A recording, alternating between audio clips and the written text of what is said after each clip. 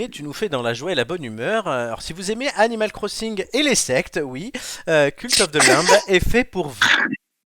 En effet, même si l'association peut paraître bizarre, je t'ai entendu rire, Joy. C'est un Oui. peu du jeu. C'est comme ça. C'est pas de panique. J'explique. En gros, il y a 4 faux prophètes, d'accord, qui empêchent la réalisation d'une prophétie. La prophétie, c'est de tuer tous les agneaux. D'accord. Parce que les agneaux peuvent les pourrir un petit peu la gueule. Là, vous me dites, ça n'a rien à voir avec Animal Crossing. Personne ne le dit, je continue. En gros, on va dans ce jeu, outre essayer de survivre, parce qu'on contrôle l'agneau que vous voyez ici, hein, le petit mouton. Très belle imitation. Très très belle imitation. Tu pourrais aller voir Karine Le Marchand. Et donc, en gros, on va quand même s'occuper de notre culte, notre secte. Hein. Et c'est là où ça s'apparente un peu à Animal Crossing, c'est-à-dire qu'on va devoir placer des bâtiments pour qu'ils puissent dormir dans des lits et pas par terre. On va leur construire des toilettes. Bon, ça serait bien quand même qu'ils fassent caca dans les toilettes. Voilà, on va faire un petit potager, on va faire plein de choses comme ça pour adapter ton petit village, on va dire. Donc on doit s'occuper de notre base. Et le problème, c'est que le but, c'est pas juste que tous tes habitants soient heureux. C'est donc de faire revenir une ancienne divinité détenue par des faux prophètes, si je comprends bien. Mais comment tu fais pour arriver à ça? Alors, en gros, le propre d'un culte, c'est d'avoir des fidèles. Jusque-là, on est bon.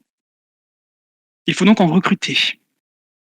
Hein. Donc, vous prenez la première porte de chez votre voisin, vous tapez bonjour, j'ai une secte, est-ce que ça vous tente? Oui, 10 000 euros. C'est la base. Là, il te met comme avec les Jéhovah, ça nous dit.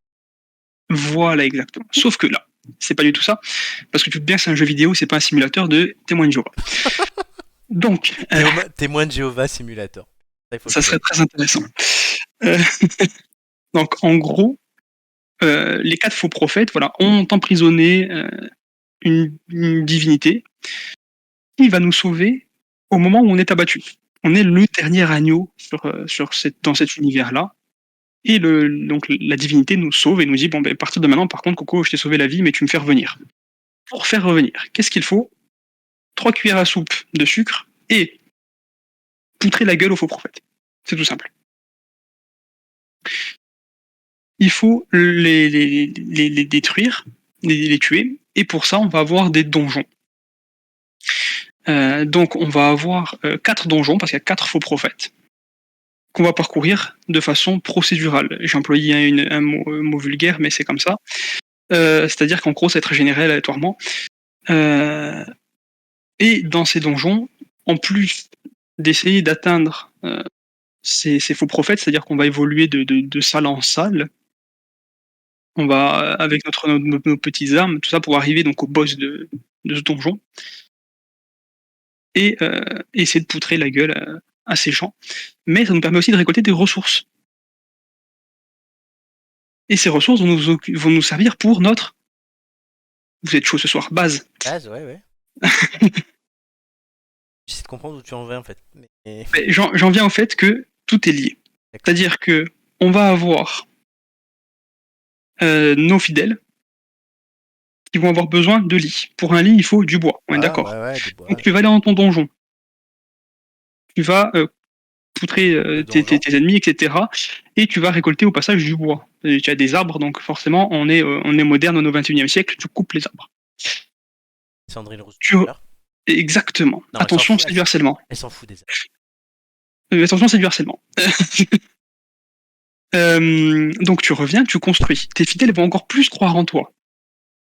Donc s'ils croient plus en toi, tu vas être plus fort. Ok? Et si tu es plus fort, tu peux aller plus facilement poutrer la gueule aux faux prophètes dans les donjons. Est-ce que la dimension des donjons est importante? Ça pourrait dégoûter certaines personnes si c'est trop gros. En gros, je pense pas. D'une part, voilà, comme je l'ai dit, les donjons sont procéduraux. C'est-à-dire que ça va être jamais la même chose. Quand vous allez faire votre donjon, vous pouvez mourir dedans, effectivement, et le retenter. Et quand vous allez le retenter, ça va pas être le même que celui que vous avez fait avant. Il va y avoir les mêmes ennemis, mais pas la même disposition des salles, pas la même difficulté, pas les mêmes objets que vous allez retrouver. C'est un peu, on va dire, en termes visuels, en termes de déplacement et tout ça. Je sais pas si vous avez joué à Link Miniscape. Oui, Non. c'est un Zelda. C'est un Zelda où en gros, c'est un peu le même système de donjon, on va dire. Alors, on va aller de salle en salle et on va se balader là. Et franchement, les donjons, c'est un tiers du jeu. Parce que l'objectif d'un donjon, donc c'est très simple, c'est d'arriver au bout. Une fois qu'il est fait, vous passez à l'autre, etc., etc. Sauf que quand vous mourrez, vos fidèles croient moins en vous. Parce que forcément, Jésus, ça marche une fois, mais ça marche pas deux. En plus de ça, quand vous revenez, parce que vous êtes un petit peu le chef de la secte, mais le larbin du coin, si vous n'avez pas préparé, vous, la bouffe, ils vont mourir de faim, c'est con. Normal. Donc ils vont moins croire en vous. Si. Bah, s'ils sont morts. Ouais, mais s'ils sont morts, après, c'est dégueulasse, parce que si tu n'as pas fait de fausse commune, eh ben, ils vont pourrir sur place. Non mais la fausse commune est comprise dans l'évolution, dans l'évolution de ta base. C'est-à-dire qu'en fait, plus tu vas sauver dans des donjons, tu peux sauver aussi des recrues. C'est grâce aux donjons que tu peux aussi recruter de nouveaux adeptes. Et plus tu as d'adeptes qui prient, plus tu es puissant, plus tu peux agrandir ta base, développer de nouvelles technologies folles comme les toilettes. Parce que j'insiste, parce que c'est très choquant, c'est-à-dire que toi on te vend comme étant l'agneau qui va faire revenir une divinité ancienne. La première fois que je suis revenu d'un donjon, ils avaient chié partout, ces cons. Ah oui. C'est Ils vraiment étaient- réaliste. Hein. Non mais le truc c'est qu'il n'y avait pas de toilette. Moi j'étais là en mode, mais ils avaient chié partout, ils trouvaient ça dégueulasse. Forcément, Mais c'est parce que dégueulasse. la personne qui va prendre en cours notre streaming, qui tombe sur ça, va se dire mais où suis-je? Pourquoi il parle Ouais, de je toilette, débarque. Bonjour, c'est moi. Chronique Bonjour, jeux c'est vidéo, moi. je vous le rappelle. C'est C'est ça, ça. bonjour, c'est moi. Je peux vous expliquer aussi d'autres jeux qui sont encore pires. Oui. Mais en gros, si votre base est sale, Ouais. si vous perdez trop souvent, si les infrastructures ne sont pas bonnes, hein, parce que l'État doit subvenir à tous nos besoins, si Pas de ils politique, sont pas de malades, politique. et c'est pas de la politique, là, c'est la gestion d'une secte. Donc en fait, là t'as un truc. Les donjons, tu pousses les gens, tu construis, tu nettoies leur merde et tu retournes poutrer les donjons. C'est ça, c'est un peu ça, pour être de plus en plus puissant, parce que tes adeptes vont être de plus en plus contents dans ta gestion de ton culte, une dimension importante. Tu vas gérer les rituels. Alors typiquement pour les catholiques, c'est la messe tous les dimanches. Là, en gros, tu peux faire des gros banquets ou tuer les plus vieux pour gagner en ferveur, D'accord. ou bouffer les plus vieux. Voilà. Donc, et en plus de tout ça, il y a des mini-jeux à débloquer. Ah, mais du coup, oui, c'est vraiment un jeu complet. Complètement. Et devine quoi? Ce serait pas un jeu indé. Bon, t'as bien vu, c'est un jeu indé fait par une boîte indépendante. Et qui dit boîte indépendante dit jeu beaucoup mieux que tous les Call of Duty et tout ça qui sont développés en AAA. Et en plus, qui coûte moins cher. Pourquoi? C'est Parce que combien? moins cher que moins cher, c'est le feu. Il coûte 27 € dans sa version globale, c'est-à-dire avec tout le package inclus. Deluxe. C'est 27 €. C'est la Deluxe Edition. Sinon, c'était 20 €. Ça va. Et en plus, ça, il est souvent en promo. Donc, genre, pour 15 €, vous avez un jeu qui vous fait une petite 80 heures de jeu où vous vous amusez bien. Il y a quand même une dimension, voilà, Animal Crossing un peu chill, mais en même temps, une dimension un peu action.